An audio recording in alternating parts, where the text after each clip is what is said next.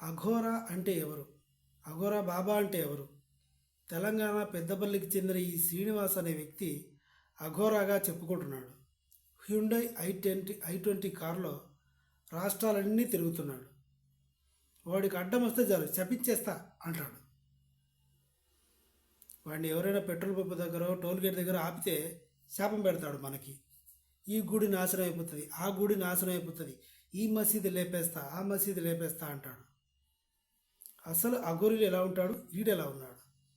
అఘోరాలకి కోపం రాదు. వాళ్ళు అసలు మనుషులు తిరిగే ప్రదేశాల్లో తిరగరు. మనుషులు తినేదేవి తినరు. హ్యుండై కారు, యాపిల్ ఫోను ఇలాంటి లగ్జరీస్కి వాళ్ళు బానిసవ్వరు. అలాంటి వాళ్ళు ఆలోచనలు కూడా ఉండవు. బూతు మాట మాట్లాడరు. మెయిన్ ఇది, బూతు మాట అస్సలు మాట్లాడరు. వాళ్ళ నోటి నుంచి వచ్చే మాట ఓం నమ శివాయ. అది అలా పలుకుతారన్న సంగతి కూడా పబ్లిక్కి తెలియదు, ఎందుకంటే వాళ్ళు పబ్లిక్లో తిరగరు కాబట్టి. మరి ఈ వ్యక్తి తెలంగాణ పెద్దపల్లికి చెందిన ఈ వ్యక్తి ఎక్కడ పడితే అక్కడ తిరగడం, ఏ గుడిలో పడితే ఆ గుడిలోకి, హిందువుల గుడిలోకి వెళ్ళడం, బట్టలు ఏమీ లేకుండా చేయటం.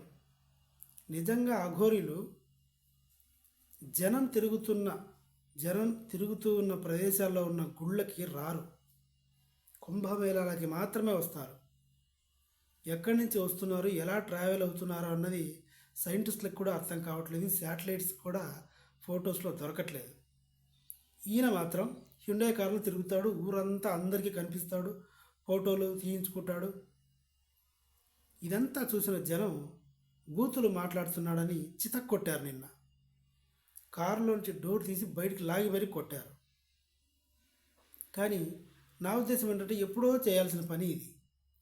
పోలీసులు కూడా రెస్పెక్ట్ ఇచ్చి వదిలేశారు.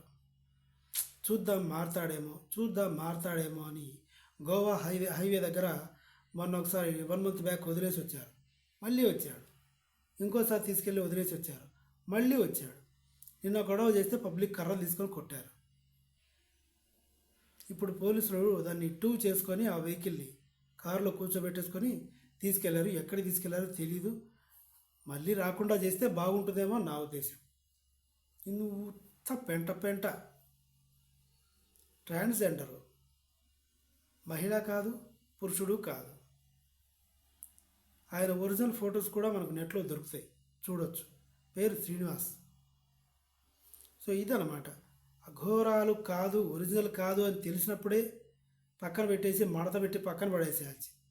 ఈయన వల్ల ఎన్ని నష్టాలు ఉన్నాయి తెలుసా? ఇప్పుడు traffic jam, public nuisance, mental condition పాడైపోతుంది. ఒరిజినలా కాదా ఈ కన్ఫ్యూషన్ ఒకటి, పబ్లిక్కి డిస్టర్బెన్స్ ఒకటి.